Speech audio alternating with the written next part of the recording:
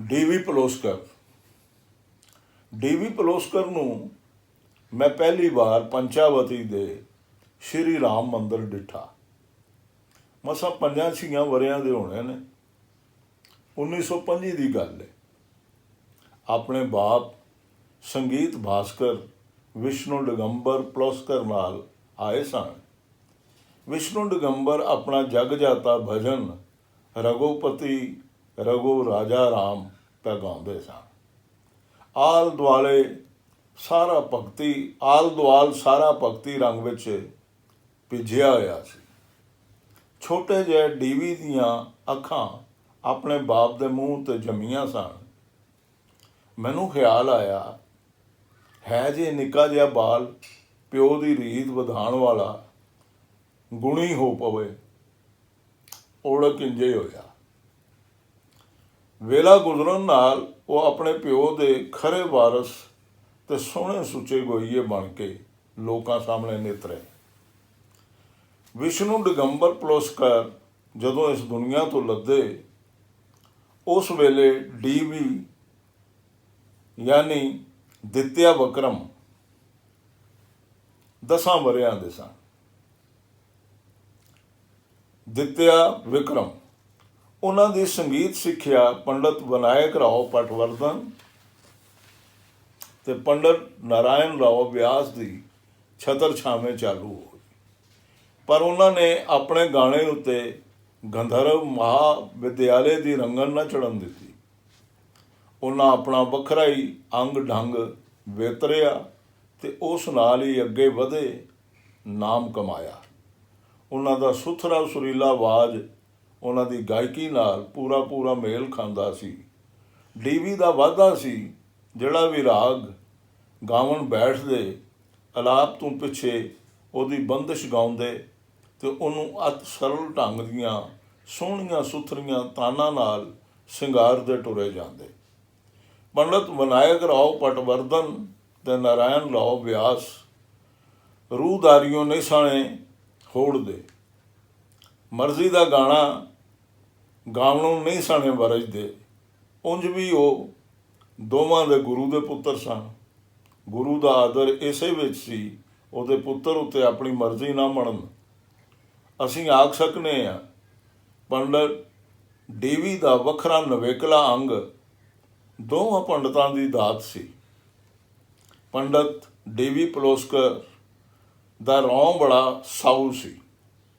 ਨੇੜੇ ਦੇ ਸਾਰੇ ਲੋਕ ਉਹਨਾਂ ਨੂੰ ਬਾਪੂ ਰਾਓ ਆਖਦੇ ਸਨ।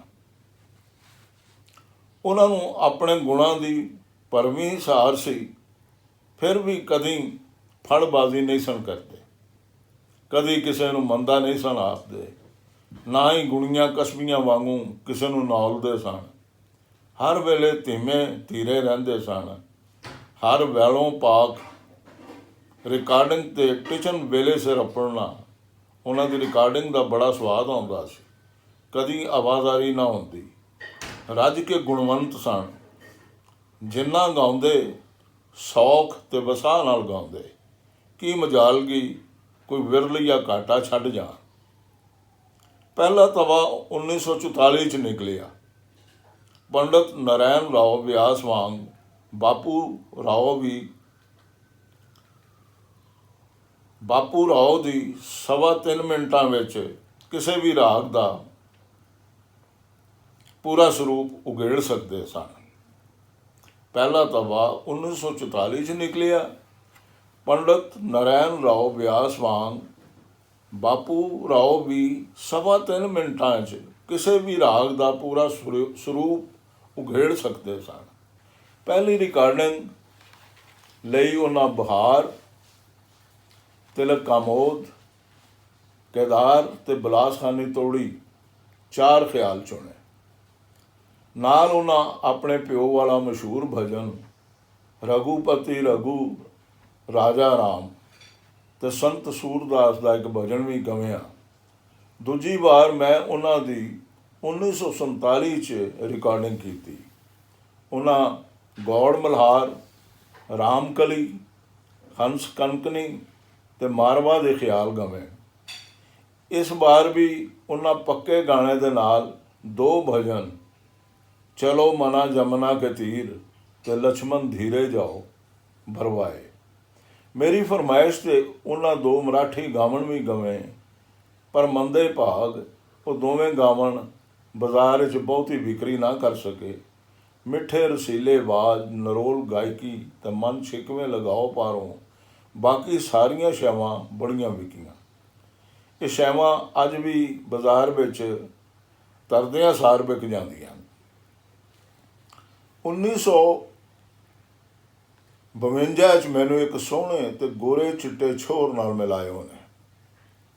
कोई गूढ़ा रिश्तेदार सने ते वायलन वाहवा वजा लैंदा सी। कहन लगे अपने स्टाफ विच भर्ती कर लवीए। रब्बों सबब्बों वायलने की लोड़ भी सी। मैं आख वे के नौकरी ते लवा दिता। साडे स्टूडियो कईयां बोलियां ते कईयां वणां दे गावन रिकार्ड हुंदे सन। छोर सारी संगत करदा। दिनां विच ही इलम कसब ਉਹਦਾ ਕਿਤੇ ਦਾ ਕਿਤੇ ਅਪੜ ਗਿਆ। ਹੱਥ ਵੀ ਢੇਰ ਸੁਚਲ ਹੋ ਗਿਆ। ਮੈਂ ਉਹਨੂੰ ਸੰਗੀਤ ਲਿਪੀ ਪੜ੍ਹਨ ਲਿਖਣ ਦੀ ਮੱਤ ਦਿੱਤੀ। ਉਹਨੇ ਦਿਨਾਂ ਵਿੱਚ ਸੰਗੀਤ ਪੜ੍ਹਨ ਲਿਖਣ ਦਾ ਵੱਲ ਸਿੱਖ ਲਿਆ। ਇਹਦਾ ਉਹਨੂੰ ਅੱਗੇ ਜਾ ਕੇ ਢੇਰ ਲਾਭ ਹੋਇਆ। ਛੇਤੀ ਹੀ ਉਹਨੂੰ ਫਿਲਮ ਡਿਵੀਜ਼ਨ ਵਾਲਿਆਂ ਨੌਕਰੀ ਦੀ ਸੁਲਾਹ ਮਾਰੀ। ਮੈਂ ਉਹਦੀ ਪਲਕ ਸੌਰ ਦੀ ਵੇਖ ਕੇ ਚੱਬਦੇ ਮੁਕਤ ਕਰ ਦਿੱਤਾ। ਕੱਲ੍ਹ ਦਾ ਇਹ ਛੋਰ ਹੀ ਅੱਜ ਦਾ DK ਦੱਤਰ ਹੈ, ਜਿਹਦੇ ਵਾਇਲਨ ਦੀਆਂ ਸਾਰੇ ਹਿੰਦੁਸਤਾਨ ਵਿੱਚ ਧੁੰਮਾਂ ਨੇ। ਫਿਲਮ ਬੇਜੂ ਬਾਵਰਾ ਦੀ ਇੱਕ ਝਾਕੀ ਵਿੱਚ ਤਾਨਸੈਨ ਤੇ ਬੇਜੂ ਦੀ ਜੁਗਲਬੰਦੀ ਵਿਖਾਈ ਜਾਣੀ ਸੀ। ਫਿਲਮ ਦਾ ਸੰਗੀਤ ਮੇਰੇ ਬੇਲੀ ਨੁਸ਼ਾਦ ਅਲੀ ਨੇ ਸਾਰਿਆ ਸੀ। ਉਹਨੇ ਮੈਨੂੰ ਇਸ ਜੁਗਲਬੰਦੀ ਲਈ ਪੁੱਛਿਆ, ਕਿਹੜਾ ਕਿਹੜਾ ਗਵਈਆ ਲਈਏ।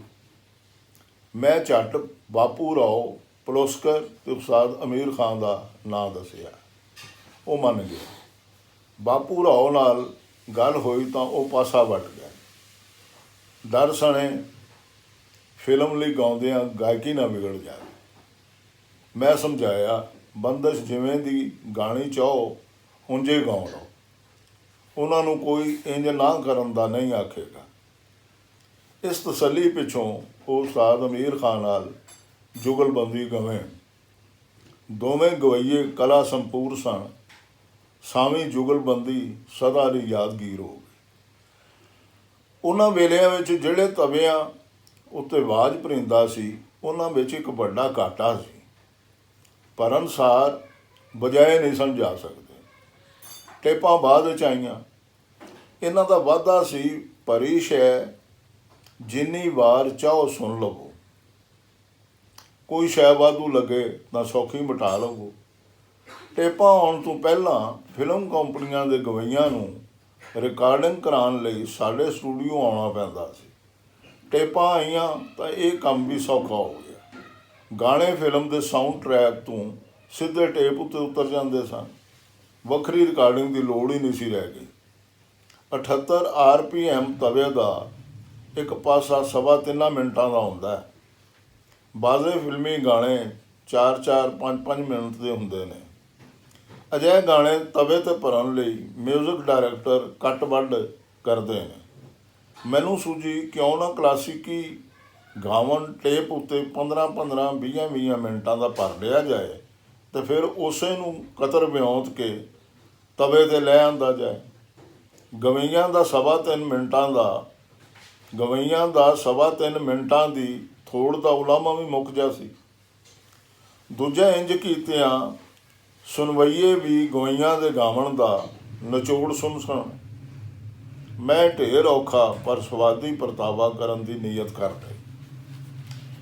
ਕੰਮ ਸਾਊਦਾਨੀ ਤੇ ਨੀਝ ਦਾ ਸੀ। 15-20 ਮਿੰਟਾਂ ਦਾ ਗਾਵਣ 3.25 ਮਿੰਟਾਂ ਦਾ ਕਰਨ ਲਈ ਕੱਟ ਵੱਢ ਕਰਦਿਆਂ ਫੀਤਾ ਜੋੜਦਿਆਂ ਧਿਆਨ ਕਰਨਾ ਪੈਂਦਾ ਸੀ। ਸੁਣਨ ਵਾਲੇ ਕਿਤੇ ਇਹ ਨਾ ਸਮਝੇ, ਸੁਣਨ ਵਾਲਾ ਕਿਤੇ ਇਹ ਨਾ ਸਮਝੇ ਉਹ 20 ਮਿੰਟਾਂ ਦੇ ਗਾਵਣ ਦਾ ਟੁੱਟ ਭੱਜ ਪਿਆ ਸੁਣਦਾ। ਜਾਣੇ ਕਿਤੇ ਵੀ ਲੈ ਸੁਰ ਦੀ ਟੋਰ ਨਾ ਵਿਗੜੇ, ਕਿਤੇ ਵੀ ਤਾਨਾਂ ਦੇ ਅੱਗੇ ਪਿੱਛੇ ਵਿੱਚ ਵਿਗਾੜ ਨਾ ਪਵੇ। ਸੁਣਨ ਵਾਲਾ ਇਹੋ ਸਹੀ ਕਰੇ, ਉਹਦੇ ਲਈ 3.25 ਮਿੰਟਾਂ ਦਾ ਹੀ ਗਾਵਣ ਗਵਿਆ ਗਿਆ ਹੈ। ਹੁਣ ਕਿਹੜਾ ਗਵਈਆ ਇਹ ਪਰਤਾਵਾ ਕਰਵਾਵੇ?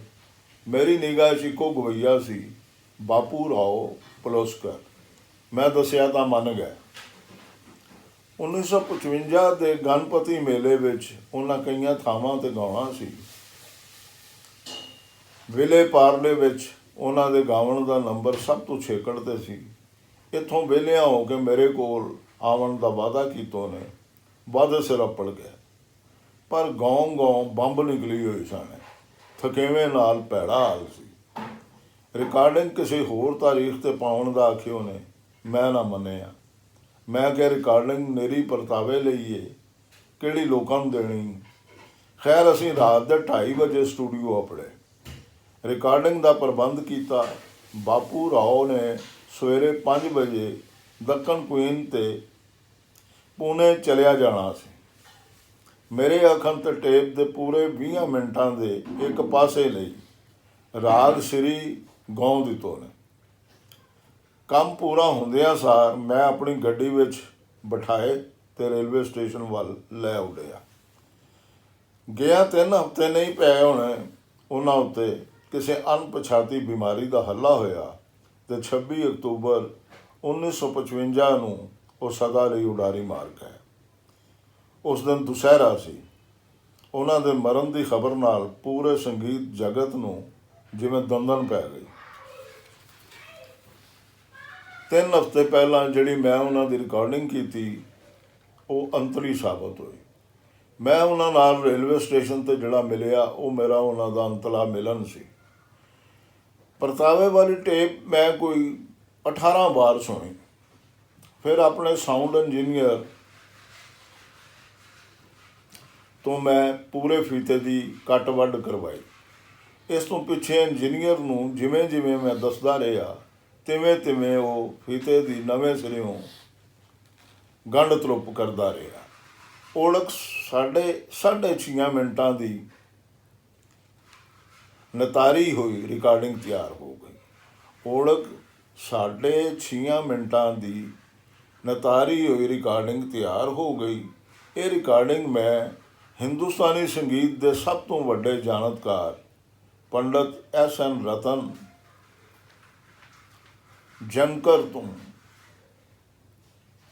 ਜਨਕਰ ਨੂੰ ਵਜਾ ਕੇ ਸੁਣਾਈ ਤਾਂ ਉਹ ਵੀ ਨਾ ਬੁੱਝ ਸਕੇ। 20 ਮਿੰਟਾਂ ਦੇ ਗਾਵਨ ਨੂੰ ਛੋਟਾ ਕੀਤਾ ਹੋਇਆ ਸੀ। ਉਹਨਾਂ ਸਾਨੂੰ ਵਧਾਈ ਦਿੱਤੀ ਅਤੇ ਨਾਲੇ ਖਾਸ਼ ਕੀਤੀ ਅਸੀਂ ਉਹਨਾਂ ਦੀ ਇੰਝ ਦੀ ਕੋਈ ਰਿਕਾਰਡਿੰਗ ਕਰੀਏ। ਪੰਡਤ ਰਤਨ ਜਨਕਰ ਦਾ ਅਸਾਂ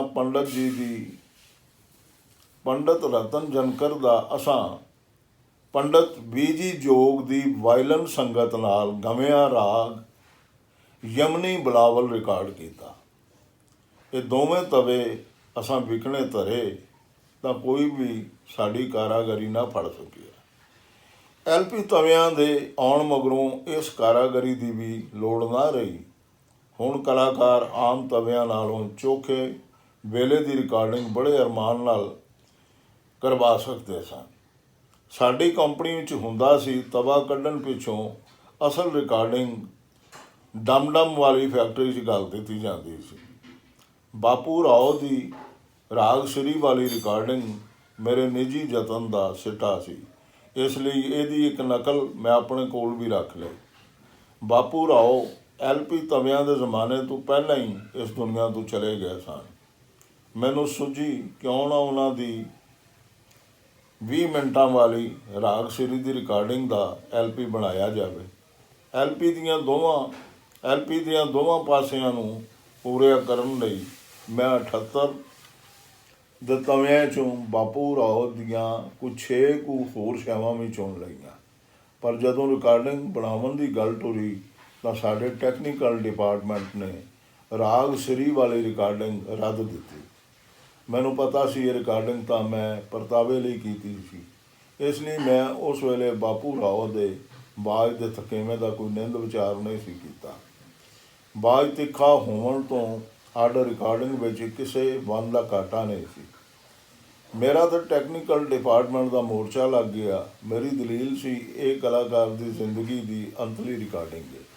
ਉਂਝ ਵੀ ਕਲਾਕਾਰ ਦੇ ਰਿਕਾਰਡਾਂ ਦੀ ਬਾਜ਼ਾਰ ਵਿੱਚ ਢੇਰਾਂ ਗਾਹਕੀ ਹੈ। ਇਸ ਲਈ ਇਹ ਰਿਕਾਰਡਿੰਗ ਜਿਵੇਂ ਦੀ ਵੀ ਹੈ, ਇਹਦਾ LP ਬਣਨਾ ਚਾਹੀਦਾ ਹੈ।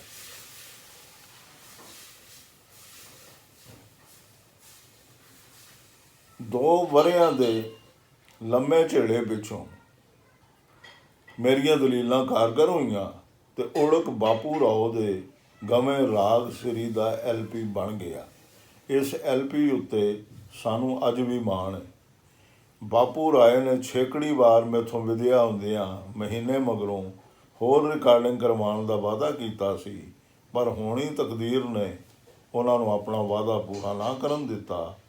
ਚਲਾਣੇ ਵੇਲੇ ਉਹ 34 ਵਰ੍ਹਿਆਂ ਦੇ ਸਨ। ਉਹਨਾਂ ਦੀ ਕਲਾ ਪਰ ਸਿਖਰਾਂ ਉੱਤੇ ਸੀ। ਕਈਆਂ ਵਰ੍ਹਿਆਂ ਪਿੱਛੋਂ ਮੈਨੂੰ ਆਲ ਇੰਡੀਆ ਰੇਡੀਓ ਦਿੱਲੀ ਦੀ ਲਾਇਬ੍ਰੇਰੀ ਵਿੱਚੋਂ ਉਹਨਾਂ ਦੀਆਂ ਰੇਡੀਓ ਲਈ ਸ਼ੈਵਾਂ ਦੀ ਰਿਕਾਰਡਿੰਗ ਲੱਭ ਪਈ। ਇਹਦੇ ਵਿੱਚ ਰਾਗ ਬਾਗੇਸ਼ਰੀ ਤੇ ਕਾਮੋਦ ਵੀ ਸਨ। ਇਹ ਸਾਰੀਆਂ ਸ਼ੈਵਾਂ ਲੈ ਕੇ ਮੈਂ ਉਹਨਾਂ ਦਾ ਦੂਜਾ LP ਵੀ ਬਣਾ ਕੱਢਿਆ। ਅੱਜ ਇਹ 2 LP ਤੇ ਕੁਝ ਪਹਿਲੀਆਂ ਰਿਕਾਰਡਿੰਗਾਂ ਹੀ ਸਾਡੇ ਕੋਲ ਪੰਡਤ DV ਪਲੋਸਕਰ ਯਾਨੀ ਬਾਪੂ ਰਾਓ ਦੀ ਮਹਾਂ ਕਲਾ ਦੀਆਂ ਨਿਸ਼ਾਨੀਆਂ ਨੇ। ਮਾਂ ਬੋਲੀ, ਜਨਵਰੀ 95।